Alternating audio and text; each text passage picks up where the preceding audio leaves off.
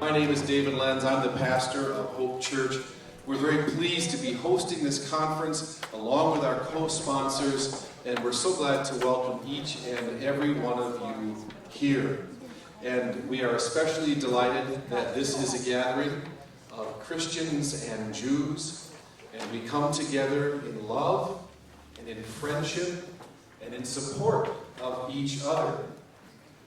I'd like to call us together tonight with Psalm 133.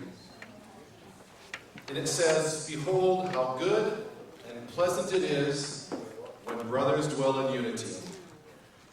It is like precious oil on the head, running down on the beard of Aaron, running down on the collar of his robes. It is like the dew of Hermon, which falls on the mountains of Zion. For there the Lord has commanded the blessing, life forevermore." Again, how good it is to be together. Well, we have some special things on this, our concluding segment of our conference.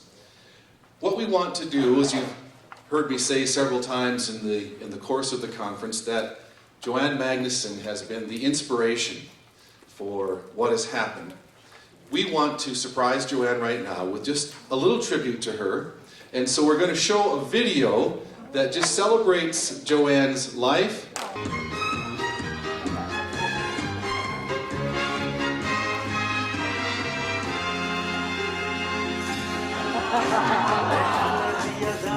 עוד לא בניתי כפר, עוד לא מצאתי מים באמצע המדבר, עוד לא ציירתי פרח, עוד לא גיליתי איך תוביל אותי הדרך מול ענן כבד. עוד לא אהבתי לי הרוח והשמש על פניי, עוד לא אמרתי לי וכאילו לא עכשיו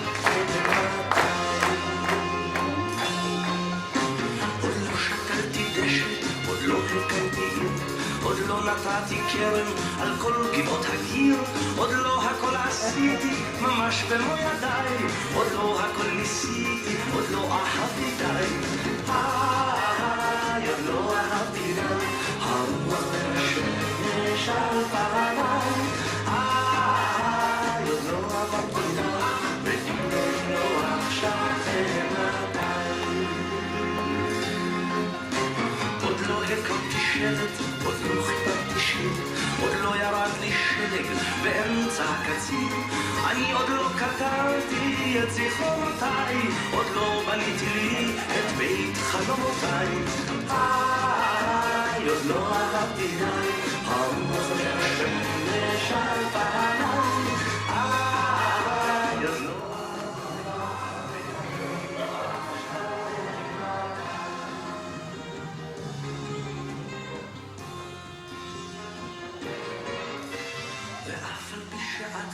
ואת כל כך יפה, ממך אני בורח כמו ממגפה, עוד יש הרבה דברים שרציתי לעשות, את בטח תסלחי לי גם בשנה הזאת, אני עוד לא אהבתי די, הרוח והשמש על פניי, עוד לא אמרתי לה, ואם לא עכשיו מתי. לא אהבתי די, הרוח והשמש על פניי, עוד לא אהבתי די, ואם לא עכשיו מתי.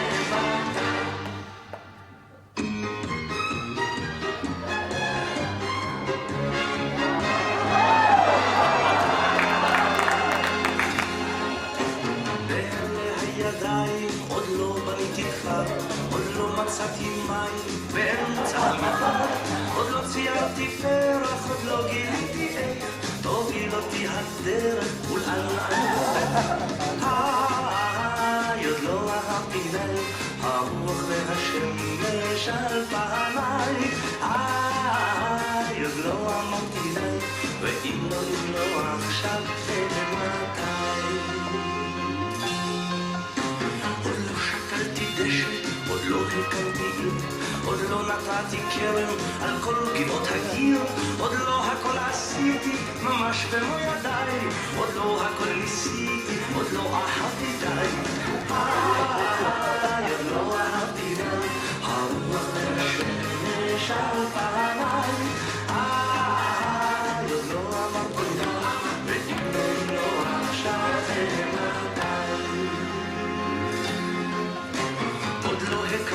לשבת, עוד לא חיברתי שיר, עוד לא ירד לי שלג באמצע הקציר, אני עוד לא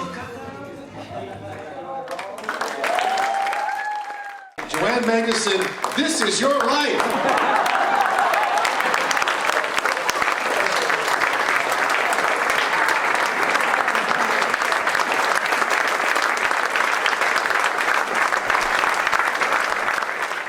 We love Joanne. We love all that she means to so many of us. You're going to have a chance to speak in just a moment, so we'd invite you to sit and enjoy these beautiful flowers. You can set them here for others to see.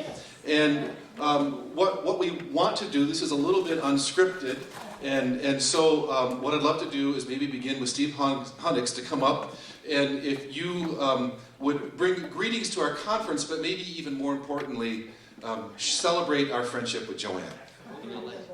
Thank you, Pastor Dave. I'm Steve Hunnix, and I'm the Executive Director of the Jewish Community Relations Council of Minnesota and the Dakotas, but much, much more importantly, I'm a friend of Joanne Magnuson's, as is everybody here. You all know the statistics. Joanne's made 67 trips to Israel. In fact, when she was on the tricycle, that was her first trip to mandatory Palestine. Apparently, she was always a prodigy. Exactly, and many people here from the Jewish community, so Sally Abrams, the JCRC, and Holly Broad-Farber, and let's see, Mike Hofkin, and Ann Hofkin, and many others no doubt are here.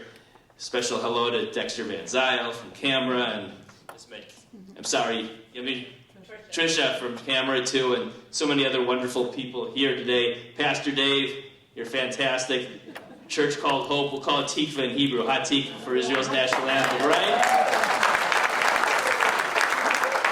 Every one of us should be forever inspired by Joanne, and a little bit of sadness. We think of Buzz at this time, who we really love, Joanne's late husband, Jody and Jeff, her kids, who are absolutely wonderful. So it was always a team effort, wasn't it? All the time. My little drosh, or my little homily, we'll call it a homily in light of where we are today, is that on August 14th, will mark the 75th anniversary of the Atlantic Charter. If you go back in history, you'll remember that Roosevelt sailed into Placentia Bay, Newfoundland, however the Canadians want to pronounce it, aboard the heavy cruiser Augusta. Churchill came aboard the HMS Prince of Wales, and there they met for only the second time. They met briefly right after the First World War. Both of them, of course, were in incredible positions of leadership as well as tremendous responsibility upon their shoulders, and their primary responsibility was to defeat the awfulness known as Hitler's Germany. And there they issued a declaration, a hugely important declaration, which essentially tied the United States and Great Britain to the principle of collective action against totalitarianism and the hope for a better life for all peoples. And that ever since became the basis for the democratic tradition of protecting ourselves and each other against totalitarian regimes. Collective security, we can think about Great Britain and the United States particularly at this time, but I also think about it in terms of Christians and Jews, right? We have to have each other's backs. No time more like right now. Isn't that correct, everyone? And that's not meant in derogation of anybody else's rights or principles or civil rights, but it does mean that we are uniquely tied, Jews and Christians, to each other. And there's no person who better represents this concept than Joanne Magnuson. And the fact that we're all here to celebrate her 80th birthday is an absolutely remarkable event. It's coming up. But in Jewish tradition, Joanne, as you know better than anyone else, we often celebrate a bat mitzvah again at age 83, right? Because at 13 years old and then at 70 years, so at 83. So let it go forth from this day that you will celebrate a bat mitzvah at 83 years old, okay? And maybe right here, we'll have the first bat mitzvah ever at Hope Presbyterian. That would probably shake up a few people, but what the heck, right? I was about to say, that's nothing different from that. And my law school classmate, Heidi Schneider, is also here, so thank you, Heidi, for that. So I thank you all from the bottom of our collective hearts for all that you do for the Jewish people and Israel. It's a gorgeous night, and somehow that reflects the spirit of this evening. So many, many thanks, and I can't think of anything I'd rather do than wish Joanne Magnuson a happy birthday and watch that video full of pictures of all your friends and all of your accomplishments over the years. So thank you very much. Happy birthday. We say Yom Holedet Sameach in Hebrew, and many, many more to 120, right? Wow, this man does a pretty good job impromptu, doesn't he? That was great. We also want to invite Sally Abrams to come up, another special friend of Hope Church, of the Twin Cities Jewish Christian community, and of Joanne. Oh, this is such an honor. There is a beautiful teaching in Jewish mysticism. And here's what it is. That somewhere in the world, there are 36 righteous people, tzaddikim, and for the sake of those 36, God will not destroy the world, no matter how awful and barbaric humanity becomes. The 36 righteous don't know that they are those people, and we don't know who they are. So the teaching tells us we're supposed to proceed through life thinking that maybe we could be one of them, and living our lives accordingly with a sense of righteousness and a sense of holiness. Well, the legend or the teaching says we don't know who the 36 are. We don't even know if we're one. But I think we only have to account for the other 35, because I think I know we're one of them. And when I look around this room at the people who planned this event, and the people who have taught us at this event, and the people who have given up their evenings and their workday to be at this event, and all of the fine intention that people bring to this, all of the kavanah, the good intention, it's, as a Jewish person, I can't quite express to you fully how amazing it is to us. We're much more accustomed to having enemies than friends. And it's very humbling to be in a place where I'm with all of these people who care so much about Israel and about the Jewish people. Joanne asked me also to say a few words about the work that I do along with my wonderful co-director, Holly, stand up so they can see who you are, my wonderful colleague, Heidi Schneider. I brought brochures. We have a group of speakers, 10, 11 of us, who for years have gone out to churches and to schools and to civic groups. We talk about Israel, we talk about Judaism, we go to confirmation classes, to adult study groups. We will craft a presentation, of course, always for free and based around what your group needs.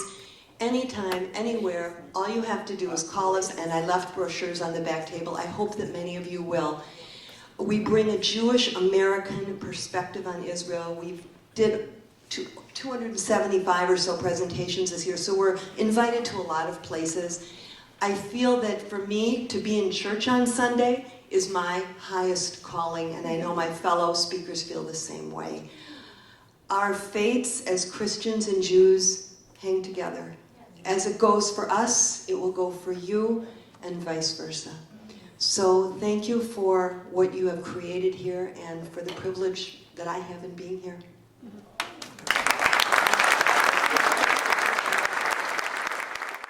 When I first started doing Israel trips, I climbed Mount Sinai twice and Masada more times than I can count. I'm glad I did it then, before I got into my 8th decade. Thank you so much. This is really, really humbling. And apologies to Dawn and Gloria for being crabby about unplugging my computer. But it has been a joy to work in the field of Jewish-Christian relations. I see one of my other partners in the underground support for Israel has just come in, Steve Lear. Steve, why don't you stand up and just wave to the folks? If you're looking for a good financial advisor, this is an unsolicited. And And I can talk about Jewish Christians. And anyway, I have a few little things I wanted to mention while we're talking here. Because we have 2 Jewish Christian libraries now. We have one. How many of you have been out to Living Word to any of the events out there? Okay. We have a good-sized library there. Some years ago, when my husband was diagnosed with cancer and we realized living in a big house out in Lakeville wasn't really practical, but I had 2,000 books in my office in the basement there, and I didn't want to take them to half-price books. And I'd always wanted to have a Jewish Christian library. I've been privileged to take classes, study in Israel, and you accumulate a lot of books doing that. And they're all books that are of value for teaching all of this sort of thing. So I began to pray about where the books should go.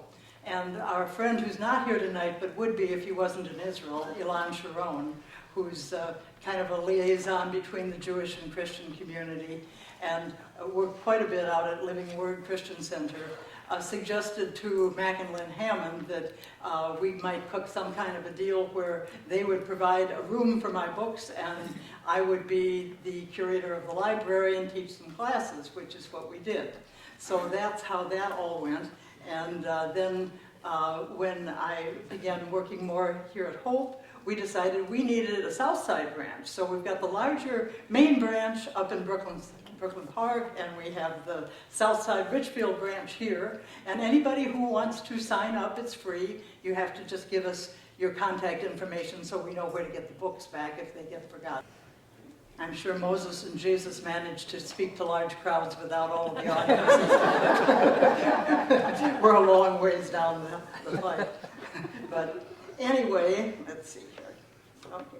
Yeah, this is just down the hall. Go straight down that way through the link and take a little bit of a left and go straight and you'll be at the Jewish Christian Library.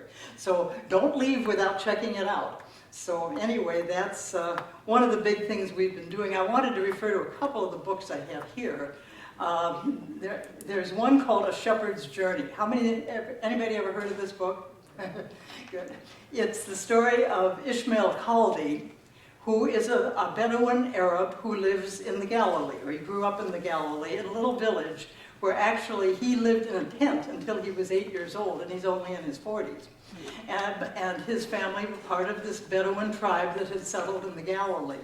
And actually his grandmother, who was a Bedouin, learned to speak Yiddish because she was living up in the Galilee when the kibbutzniks started coming in the 20s, and she learned Yiddish so she could talk to her neighbors.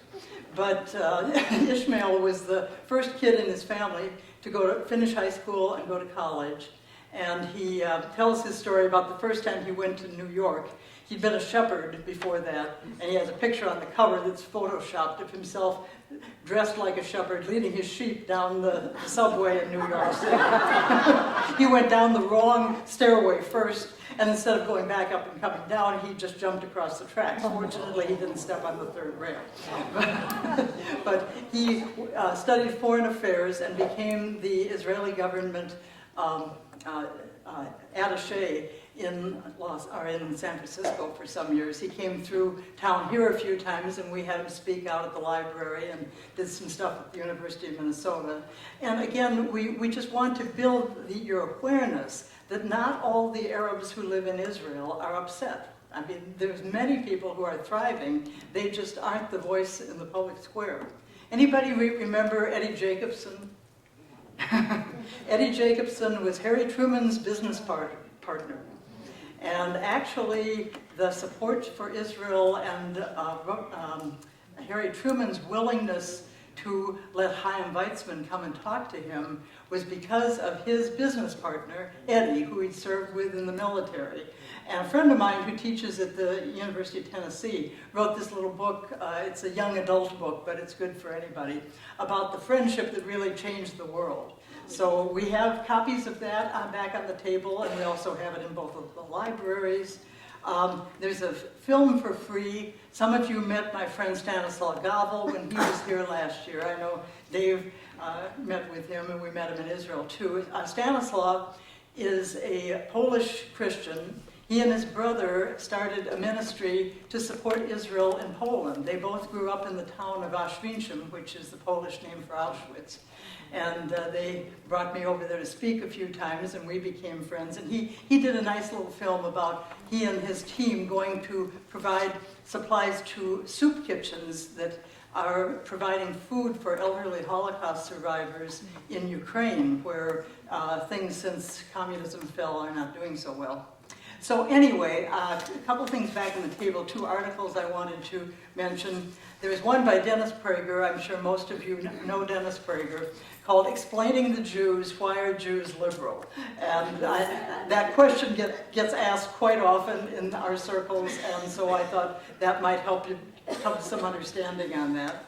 And if you haven't found Prager University, just type it into Google and it'll come up. I also have an article. I write a column called The Curator's Corner, and a few years ago I did one on a pioneer in Jewish-Christian relations here in Minneapolis. Anybody in this room ever know G. Douglas Young? Yeah, okay. A few of you who were involved with Northwestern College when it was Northwestern Bible School probably have heard of him. But he came to Minneapolis back in the days when it was still known as the most anti-Semitic city in North America. I'm sure all of our Jewish friends are aware of that. Many of our Christian friends may not be. But anyway, G. Douglas Young really reached out to the Jewish community as an evangelical. And one of the first times that happened in this city. And when I started working with Bridges for Peace and organizations like that, which was one of the things he started, I was often accepted because I knew G. Douglas Young. The older folk in the Jewish community were still pretty suspicious, and they would be crazy if they were. But I had a little clout because I came with credentials from G. Douglas Young. So anyway, I'm just going to quickly run through some of these slides, which of course some of them you've seen already. So we will not linger over those, but anyway, okay. And we're really pushing in on the same things tonight. Dave read my scripture when he started out. But I love that song. Of course, it's Hine Matov U'Manayim Shevet Achim Gam Yachad. Behold how good and pleasant it is when brothers and sisters dwell in unity. It's like the precious oil on the head running down the beard, on the beard of Aaron running down the collar of his robes. It is like the dew of Hermon. This is Mount Hermon with snow, which falls down on the mountains of Zion. It's the water source from the north that comes down to the city of Jerusalem. For there the Lord has commanded the blessing, even life forevermore. And when we were talking about topics for this, I just happened to make the casual comment, you know, I have had so much joy in Jewish-Christian relations. And it's really a fulfillment of this kind of a scripture. I highly recommend to any of you, if you come from a different town or neighborhood, reach out to the Jewish people in your neighborhood. You'll never have better friends. And here we are again. That was the night we opened the Jewish Christian Library. Sandy Gilbert's here. Several of our Jewish friends, I think Deb Campbell's here too someplace. Anyway, that was a big night. And we had a dedication service at one of the nights to honor Israel when Dennis Prager came to town. One is always sort of dwarfed in the presence of Dennis. And you've seen this before, but how did the JCLC idea get started? Well, that's Ida Emmeline Morgan Gardner, born a year after the Civil War ended and died 2 years after World War II ended. And I lived in her house. My dad went broke during the Depression, which didn't make him real happy, but we wound up moving in with my grandma, who turned her house into a duplex. Which of course gave me, whose parents were wonderful people but weren't particularly religious, gave me the privilege of the first 10 years of my life with the one person in the family who read the Bible every day, who prayed for us, and who told me the night World War II started that God had a covenant with the Jewish people that would last as long as the sun and the moon and the stars. She would say, if you look out the window and the sun and the moon and the stars are still there, God still has a covenant with the Jews. That's from the prophet Jeremiah, which my friend Gloria taught a wonderful class on last winter. And there's me as a little pudgy 2-year-old listening to her. She'd say, this is a terrible war, but Hitler will be defeated and the Jews will be back in their ancient land. And the story goes on. I got married and had a couple little kids, and we sat at night, we lit the candle and read our Bible reading. Little Jody was the sleepyhead, but she absorbed a lot of the stuff. And Jeff, who's sitting there looking bored, became a Christian high school teacher who last year taught a class about the history of Israel at a Christian school and had the kids reading Rabbi Sachs and Joe Telushkin. So.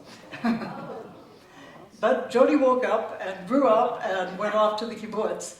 And we went down to Abraham's well at one time. This morning, Dr. Paradise was here. He was, when my daughter first came back from Israel, she'd worked on kibbutz for 6 months, and she wanted to study Hebrew. And she signed up for one of the early Hebrew Ulpanim at the University of Minnesota.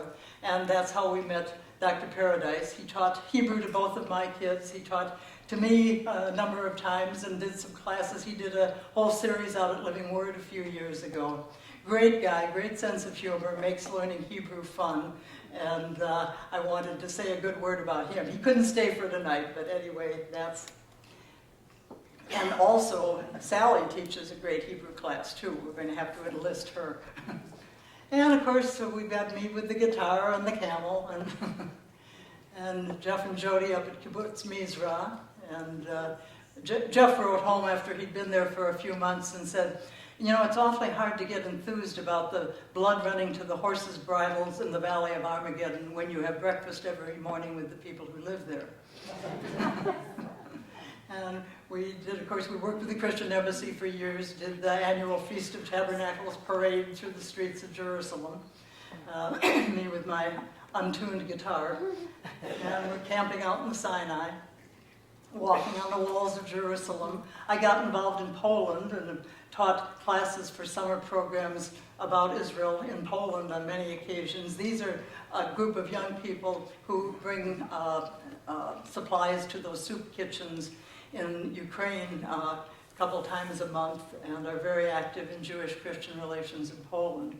People tend to think of Poland as really anti-Semitic, and there's still a big swath of it there. But some of the most pro-Israel people I know live in Poland. And, but you see, in Ukraine, you still see signs of anti-Semitism. That's fresh. That's not from World War II. I served as a consultant to March of the Living for some time. Here we're heading for Treblinka. And Jody took this picture from the upstairs window in one of the buildings at the camp at Auschwitz. We were starting the march in the rain that year. I think we marched with 6 or 7 different March of the Living groups, and that was really a thrill. Santana says, the one who does not remember history is cursed to live through it again. The cans of Zyklon B, and the steps worn down from people being dragged down to the torture chamber.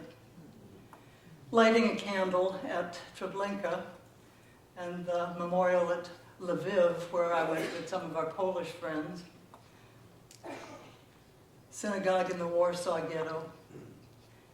I'm a fan of Martin Gilbert. I'm sure all of you who take this sort of thing seriously are also. And one of my best summer trips was when one of my American friends talked one of our Polish friends into letting us pay for the gas, and we visited 5 of the 6 death factories in Poland that summer. I sat in the back seat and read Martin Gilbert's description of those places. The map of the Holocaust. We must not forget. Sobibor, that's not such a well-known camp, or Belzhitz. But at this site between 42 and 43, there existed a death camp where 250,000 Jews and approximately 1,000 Poles were murdered. It always ends, those memorial sites, quote Job, who said, "Earth, conceal not my blood." Here we are in March of the Living, Medonic, in the Jewish cemetery at Lublin, teaching in translation in Slovakia. Some of you know my friend Esther Levins. We used to put on meetings in Washington. She was a friend of David Bar-Ilan, who was the editor of the Jerusalem Post for some years. And we'd often go to Washington and have a meeting when Bibi Netanyahu was coming to be chewed out by the American government. Esther's from Kansas City and I'm from Minneapolis, and I always said we were micromanaging the Middle East and the Middle West. The guy on the far left there, you have met earlier, he was a little thinner and I was a little fatter. But when Rabbi Ginsburg was here, we used to do some programming there. The fellow second to the end is a fellow named Christoph Miley. I don't know if any of you remember that story. He was a Swiss bank guard who worked nights, and one night he was given the job of shredding old account documents. And as he went through them, he realized all the names on those accounts were Jewish. And he realized that they were destroying the records of Jews who had died and whose accounts were still in the Swiss bank, happily earning interest for the Swiss.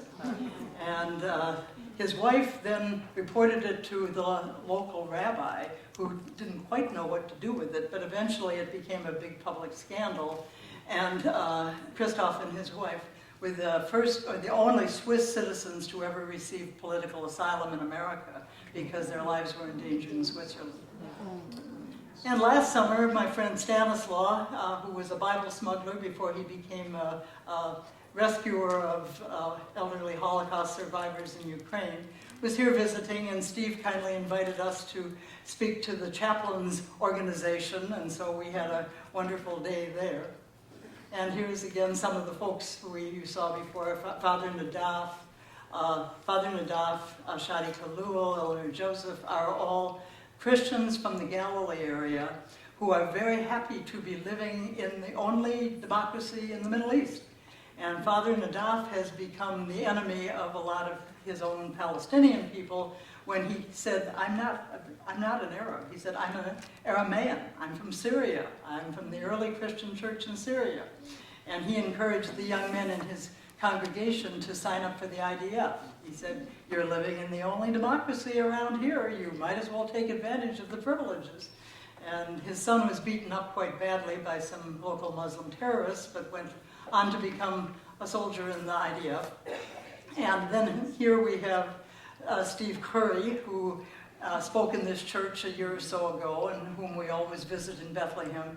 He's another Christian Arab who likes to live in the only democracy in the Middle East. So the dry old books in the JCLC represent years of adventure in strange places shared with wonderful people. It's been a great run. May all of you be blessed to continue this great adventure. So thank you for your attention.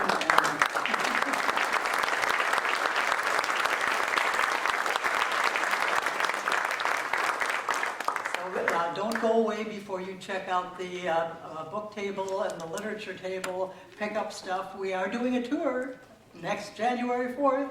Dave and I are leading our second every other year tour to Israel, Lord willing, and we will invite any of you to come with us. You don't have to be a member of Hope. You just have to be willing to learn. You just have to be a really fun person. Yeah. So anyway, oh yeah, one other thing I was going to mention. You probably don't know this author, and we have a bunch of his books on the back table.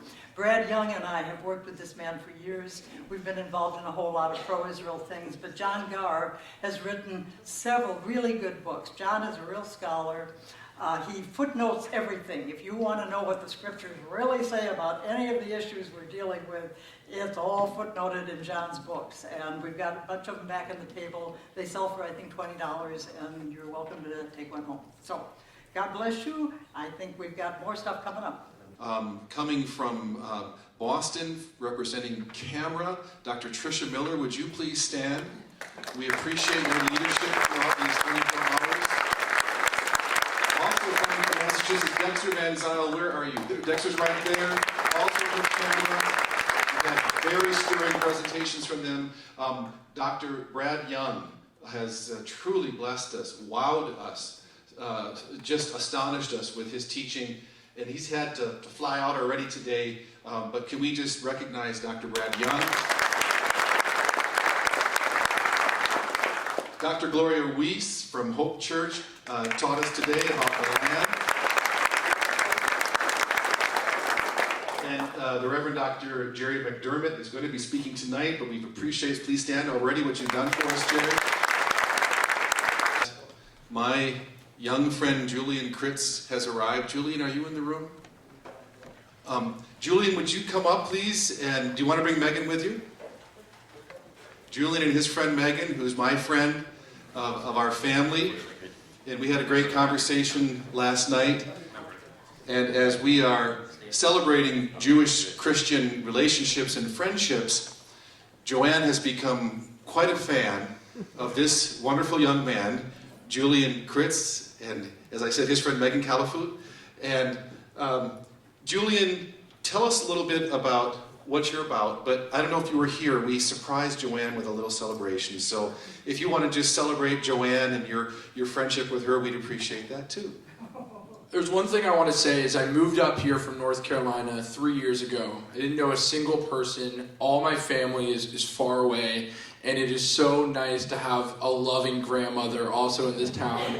Joanne, seriously, your warmth is absolutely contagious. Thank you so much for being you. Such a gift and blessing to this community. Apologies that I was late coming from work. Still just a fresh graduate, so I can't cut out when I want to. There's one message I really want to say, really briefly, because I think I missed the time earlier. As a young, proud, grateful Jew who just got off the college campuses, still live in Dinkytown right over there, it can be very lonely. It can be very lonely. I went to a Lutheran school, I went to Augsburg, but at the University of Minnesota as well. And when I stand here in front of you, when I come to events like this that Joanne puts on, when I'm around people who believe in the right of Jews to have self-determination in their homeland, I don't feel as lonely. And we need you, and it is such a blessing and a privilege to be able to see people who stand for Jewish self-determination. It means the world for me. And there's one other thing I want to say. I think I shared this story before here, but I've moved up to Minnesota to get sober 3 years ago. That's why I kind of came here out of the blue. I didn't know anybody at the time, as I said, and I really got into my Jewish faith. My spirituality has really blossomed. Before that, Judaism was more a culture, ethnicity thing. Now the religious aspect is very strong in my life, very God-centric. And I love my fellow... I love my fellow Jews so much. I love the culture of Judaism. But there's a lot of Jews, it's the ethnicity too, who are just atheist Jews who don't believe in God. And I love hanging out with them. But when I am with believers, people who believe in the centrality, a God of love, and make that the center of their lives, like a lot of you are today, evangelical, Protestant, Catholic, whatever, just Christians who believe, there is nothing that fills me more than being by your side and sharing your space. And I just want to say that it's a two-way street. Just like, I heard last night saying that, Christians need to learn more about their Jewish roots, the Jewish Jesus, the Jewish theology of Jesus. That goes both ways. And I want you to know that I intend to continue to learn from you about Christianity, about your beliefs, and stand by you, just as you stand by me as I was a lonely Jew on a college campus with a community of support behind me. So that's the only message I wanted to get across tonight. Thank you very much.